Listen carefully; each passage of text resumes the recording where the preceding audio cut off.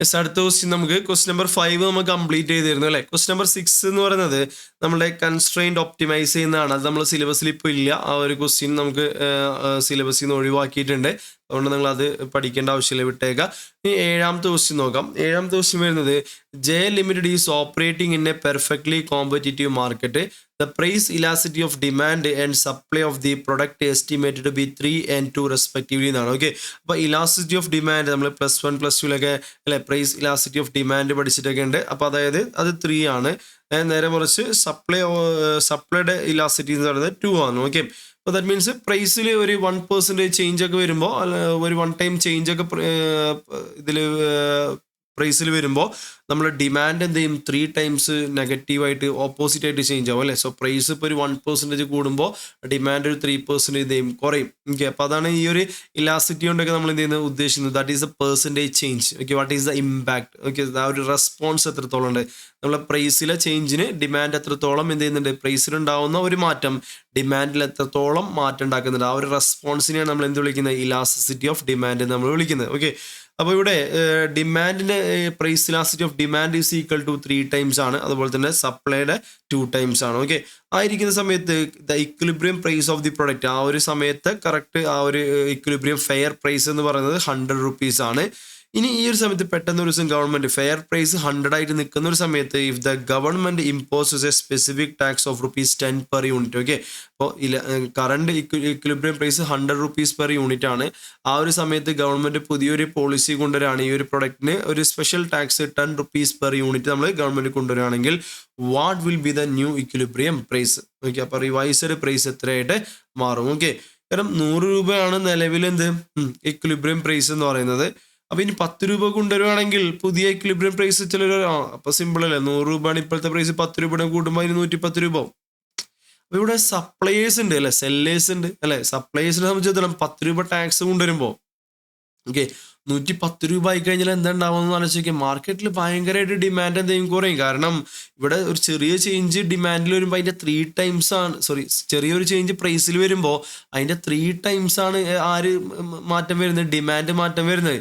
അപ്പോൾ സപ്ലൈസ് എന്ത് ചെയ്യില്ല, 100 രൂപയ്ക്ക് വിൽക്കുന്ന പ്രൊഡക്റ്റിൻ്റെ കൂടെ 10 രൂപ ടാക്സ് വരുമ്പോൾ നേരെ 110 രൂപ ചെയ്യില്ല, കുറച്ച് എമൗണ്ട് അവരും സഹിക്കും. ഓക്കെ, അതായത് അവർ പറയുകയാണ് ഓക്കെ ഞങ്ങളൊരു കാര്യം ചെയ്യും, 100 രൂപ അല്ല ഇപ്പോഴത്തെ പ്രൈസ്, 10 രൂപ ടാക്സ് വന്നതിൽ ഞങ്ങൾ കുറച്ച് ഷെയർ ഇടാം. ഓക്കെ, 10 രൂപ മുഴുവൻ കസ്റ്റമർ തരണ്ട, ഞങ്ങളെ ലാഭം കുറച്ചൊന്ന് കുറച്ചിട്ട് ഞങ്ങളൊരു 100 രൂപ എന്നുള്ള ഞങ്ങൾ എന്ത് ചെയ്യാം, ഒരു 95 രൂപ ആക്കാം. അതുവഴി ഞങ്ങളൊരു 5 രൂപ ഞങ്ങൾ സഹിക്കാം. എന്നിട്ട് അതിൽ കൂടെ ടാക്സ് വരുമ്പോൾ 105 രൂപ. അപ്പോൾ എഫക്റ്റീവ്ലി എന്താ ഉണ്ടാവുന്നുള്ളൂ, ഇപ്പോഴത്തെ ഇക്വിലിബ്രിയം പ്രൈസിൽ കൂടി ഒരു 5 രൂപ അല്ലേ, പകുതിയും. ഓക്കെ, സോ പകുതിയാണ് എന്ത് ചെയ്യുന്നത്, രണ്ടുപേരും എന്ത് ചെയ്യുന്നത് അഡ്ജസ്റ്റ് ചെയ്യുന്നത്. ഓക്കെ, ഞാനൊരു എക്സാമ്പിൾ പറയുന്നതാണ്. അപ്പോൾ 10 രൂപ ടാക്സ് വരുമ്പോൾ എൻ്റയർ എമൗണ്ട് ആ 10 രൂപ മുഴുവൻ കസ്റ്റമറുടെ തലയിൽ ഇട്ട് കഴിഞ്ഞാൽ എന്താണെന്ന് വെച്ചാൽ പ്രൈസ് ഭയങ്കരമായിട്ട് കൂടും, സ്വാഭാവികമായിട്ട് ഡിമാൻഡ് ഭയങ്കരമായിട്ട് കുറയും. അപ്പോൾ സപ്ലൈസ് ഒരിക്കലും ഇങ്ങനെ ചെയ്യില്ല, കുറച്ച് എമൗണ്ട് അവരും എന്ത് ചെയ്യും ഷെയർ ചെയ്യും, അല്ലെങ്കിൽ അവരും ആ ഒരു ബർഡൻ സഫർ ചെയ്യും. ഓക്കെ, അപ്പോൾ അത് എത്രത്തോളം ഉണ്ടെന്നാണ് നമ്മളോട് കാൽക്കുലേറ്റ് ചെയ്യേണ്ടത്. അതിനാണ് നമുക്ക് ഈ ഒരു പ്രൈസ് ഇലാസ്റ്റിസിറ്റി ഓഫ് ഡിമാൻഡ് തന്നുള്ളത്. ഇവിടെ നോക്കുകയാണെങ്കിൽ 3:2 ആണ്. ദാറ്റ് ഈസ് റേഷ്യോ എന്ന് പറഞ്ഞാൽ 3 ഡിമാൻഡ് പ്രൈസ് ഇലാസ്റ്റിസിറ്റി ഓഫ് ഡിമാൻഡും 2 എന്താണ് നമ്മൾ സപ്ലൈയുടെ ഇലാസ്റ്റിറ്റിയാണ് നമുക്ക് തന്നിട്ടുള്ളത് അല്ലേ. യെസ്, അപ്പോൾ അത് നമുക്ക് എന്ത് ചെയ്യാം, ഒരു കാൽക്കുലേഷൻ ഒരു ഫോർമുല ഉണ്ട്. ദാറ്റ് ഈസ് അതിനുവേണ്ടി നമുക്ക് ആൻസർ നോക്കാം. Numerical question 7. ഓക്കെ, അപ്പം അതിൻ്റെ ലോജിക്ക് ഞാൻ പറഞ്ഞു. അതായത് മുഴുവൻ 10 രൂപ മുഴുവൻ കസ്റ്റമർ തലോട്ട് അവർ ബർഡനായിട്ട് വരില്ല, പകരം അതൊരു ഷെയറിംഗ് ബേസിസിലാണ് വരിക. അപ്പോൾ what is the price change due to tax. Okay, അതായത് ഒരു ഫോർമുല ആയിട്ടൊന്ന് പഠിച്ചു വെക്കുക. അതായത് നമ്മളൊരു പ്രൈസിൽ ടാക്സ്, ഒരു പുതിയൊരു ടാക്സ് ഇൻട്രൊഡ്യൂസ് ചെയ്യുന്ന സമയത്ത് അത് ഇക്വിലിബ്രിയം പ്രൈസിൽ ഉണ്ടാക്കുന്ന ചേഞ്ച് എത്രത്തോളാണെന്ന് പറഞ്ഞാൽ that is the price change due to tax impacted, അല്ലെങ്കിൽ tax incidence introduction of tax എത്രയാണെന്ന് വെച്ച് കഴിഞ്ഞാൽ എത്രയാണോ price elasticity of demand, okay that is എത്രയാണോ price elasticity of supply, that is price elasticity of supply divide by price elasticity of supply plus demand. ഒന്നുമില്ല, ആ ഒരു ratio, അതായത് ന്യൂമറേറ്ററിൽ എന്തെടുക്കാം, supply price elasticity of supply എടുക്കുക. That is എത്രയാണ്, 2 ആണ് അല്ലേ. സോ 2 ആണ് divided by price elasticity of supply plus price elasticity of demand എന്ന് പറയുമ്പോൾ 2 + 3 വരും.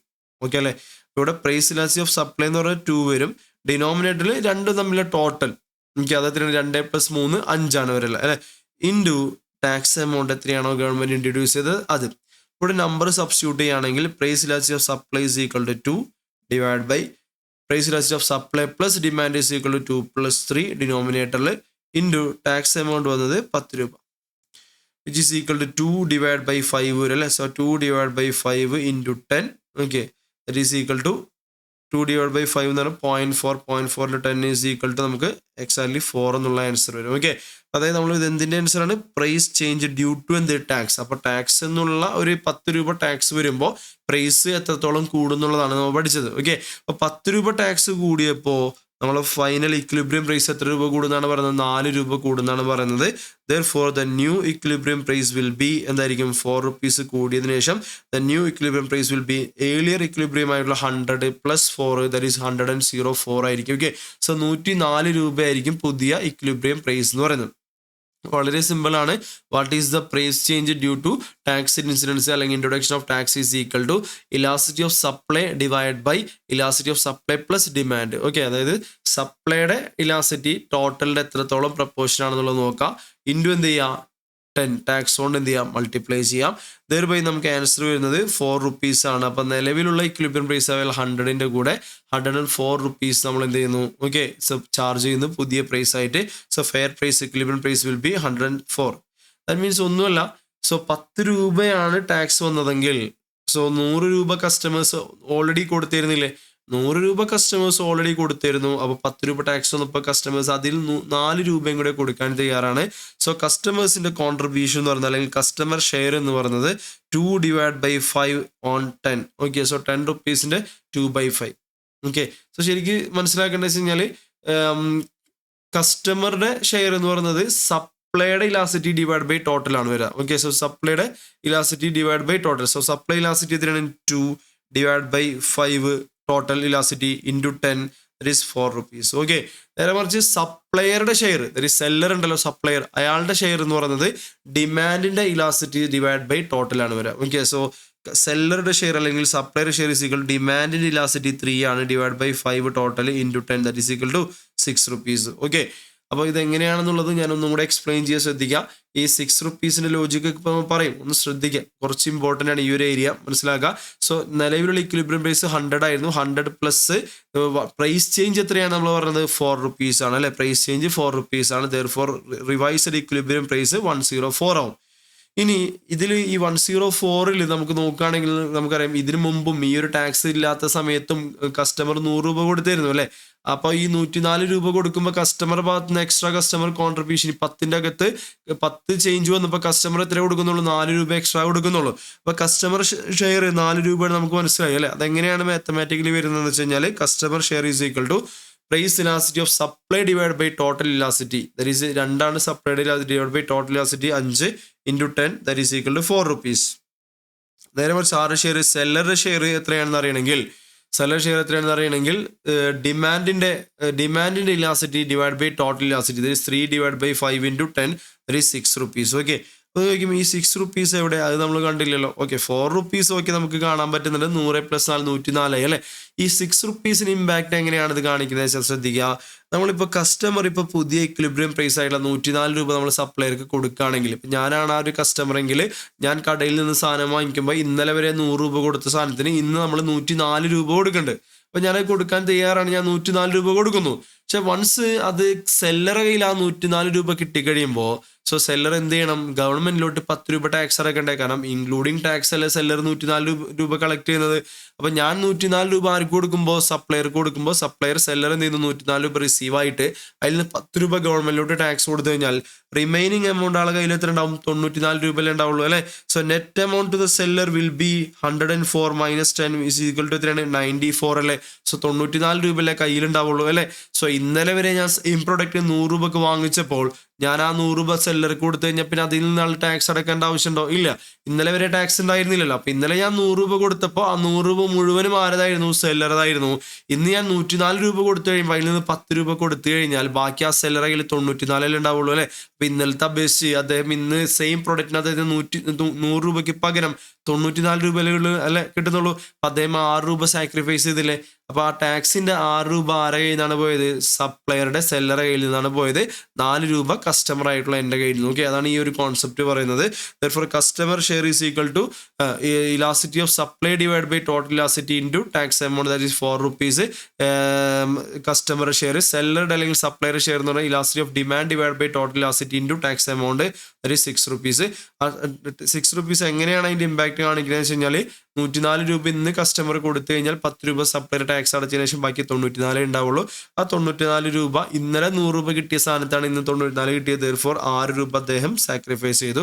അത് അദ്ദേഹത്തിന്റെ ടാക്സിലോട്ടുള്ള കോൺട്രിബ്യൂഷൻ ആണ്. ഓക്കെ, വിത്ത് ദിസ് നമ്മൾ ക്വസ്റ്റ്യൻ നമ്പർ 7 എന്ത് ചെയ്തു? കംപ്ലീറ്റ് ചെയ്തു. ഓക്കെ, സോ തിരിച്ച് അപ്പോൾ ക്വസ്റ്റിനോട്ട് വരികയാണെങ്കിൽ നമ്മൾ ക്വസ്റ്റ്യൻ നമ്പർ 5 കംപ്ലീറ്റ് ചെയ്തു. 6 നമുക്ക് സിലബസിൽ ഇല്ല. ഇപ്പോൾ 7 നമ്മളിപ്പോൾ കംപ്ലീറ്റ് ചെയ്തു. ഓക്കെ, 8ാമത്തെ ക്വസ്റ്റ്യൻ എന്ന് പറയുന്നത് if the cost function of the fame is given as എന്ന് പറഞ്ഞിട്ട് കോസ്റ്റ് ഫംഗ്ഷൻ തന്നിട്ടില്ല. അപ്പോൾ ക്വസ്റ്റ്യൻ അതിൽ ഡാറ്റ മിസ്സിംഗ് ആണ്. ഇനിയിപ്പോൾ അവിടെ ഒരു ടോട്ടൽ കോസ്റ്റ് ഫംഗ്ഷൻ ലൈക്ക് ഇപ്പോൾ 10q cube plus 5x² plus 20x plus 100 എന്നൊക്കെ പറഞ്ഞിട്ട് ഒരു ടോട്ടൽ കോസ്റ്റ് ഫംഗ്ഷൻ തന്നെന്ന് വിചാരിക്കാം. ഒരു എക്സാമ്പിൾ.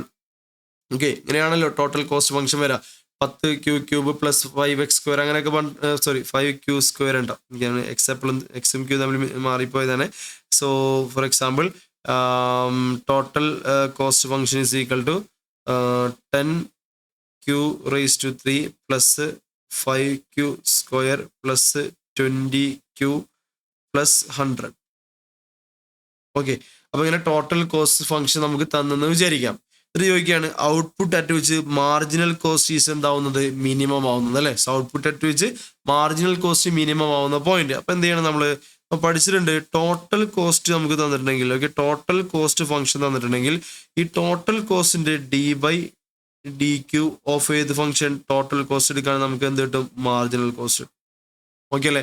അപ്പോൾ വൺസ് ടോട്ടൽ കോസ്റ്റ് ഫംഗ്ഷനെ ഒന്ന് ഡിഫറൻഷിയേറ്റ് ചെയ്യുകയാണെങ്കിൽ, ഒരു ഡെറിവേറ്റീവ് എടുക്കുകയാണെങ്കിൽ, ടോട്ടൽ കോസ്റ്റിന്റെ ഒരു ഡെറിവേറ്റീവ് എടുക്കുകയാണെങ്കിൽ നമ്മൾ എത്തുന്ന എവിടെയായിരിക്കും? മാർജിനൽ കോസ്റ്റിലായിരിക്കും. അപ്പോൾ നമ്മൾ മാർജിനൽ കോസ്റ്റ് എത്തിയല്ലോ. ഓക്കെ, കഴിഞ്ഞ അപ്പോൾ ഒരു ഡിഫറൻസിയേഷൻ ആദ്യം ചെയ്തിട്ട്, അപ്പോൾ ടോട്ടൽ കോസ്റ്റിനെ ഒരു വട്ടം നമ്മൾ ഡിഫറൻസിയേഷൻ ചെയ്തിട്ടാണ് മാർജിനൽ കോസ്റ്റിലോട്ട് എത്തിയത്. ഇപ്പോൾ നമ്മൾ നിൽക്കുന്നത് മാർജിനൽ കോസ്റ്റ് ഉള്ള പോയിന്റിലാണ്.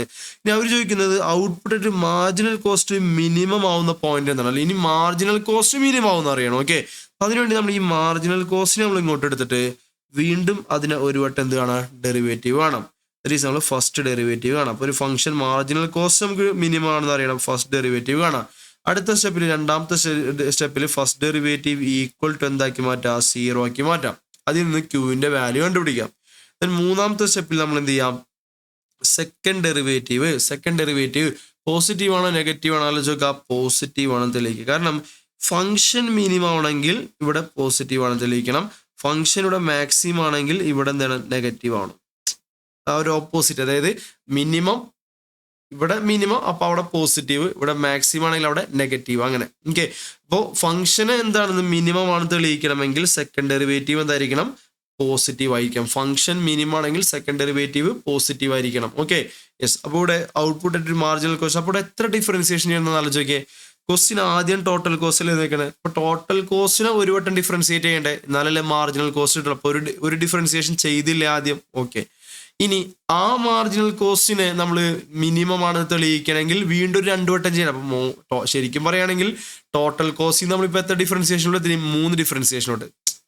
ആദ്യം ഡിഫറൻസിയേഷൻ ചെയ്ത് എന്തിനു വേണ്ടിയിട്ടാണ്? ടോട്ടൽ കോസ്റ്റിനെ എന്താക്കി മാറ്റാൻ? മാർജിനൽ കോസ്റ്റ് ആക്കി മാറ്റാൻ വേണ്ടിയിട്ട് അല്ലേ.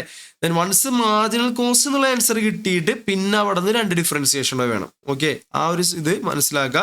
മുമ്പ് അത് ചെയ്തിട്ടുള്ളതാണ്, തെറ്റിക്കരുത്. നമ്മൾ ഓൾറെഡി റെഗുലർ ക്ലാസ്സുകളിൽ മുമ്പത്തെ ക്വസ്റ്റ്യൻസിൽ നമ്മൾ ചെയ്തിട്ടുണ്ട്. ഒന്ന് റിവൈസ് ചെയ്തേ ഉള്ളൂ. Okay, yes. അപ്പോൾ മാർജിനൽ കോസ്റ്റ് മിനിമം ആവുന്ന പോയിന്റ്. അടുത്തത് what is the average cost minimum ആവുന്ന പോയിന്റ് എത്രയാണ് അല്ലേ. അപ്പോൾ എങ്ങനെയാണ് ആവറേജ് കോസ്റ്റ് കണ്ടുപിടിക്കുക? ആദ്യം നിങ്ങൾക്ക് ഇവിടെ TC കിട്ടിക്കഴിഞ്ഞാൽ TC നേരത്തെ പറഞ്ഞ പോലെ 10q ക്യൂബ് എന്നൊക്കെ പറഞ്ഞിട്ട് കിട്ടും അല്ലേ. ഈ TC total cost divide by quantity കൊണ്ട് ചെയ്യുകയാണെങ്കിൽ നമുക്ക് എന്ത് കിട്ടും? ആവറേജ് കോസ്റ്റ് കിട്ടും. ഓക്കെ, അപ്പോൾ ടോട്ടൽ കോസ്റ്റ് ഫംഗ്ഷനെ ക്വാണ്ടിറ്റി കൊണ്ട് ഡിവൈഡ് ചെയ്താൽ നമുക്ക് ആവറേജ് കോസ്റ്റ് കിട്ടൂലേ. വൺസ് ആവറേജ് കോസ്റ്റ് ഫംഗ്ഷൻ കിട്ടിക്കഴിഞ്ഞാൽ പിന്നെ അത് മിനിമം ആയെന്ന് തെളിയിക്കണമെങ്കിൽ നേരത്തെ ഫോളോ ചെയ്ത സെയിം സ്റ്റെപ്പ്. ആദ്യം ആവറേജ് കോസ്റ്റ് ഫംഗ്ഷന്റെ ഫസ്റ്റ് ഡെറിവേറ്റീവ് എടുക്കുക.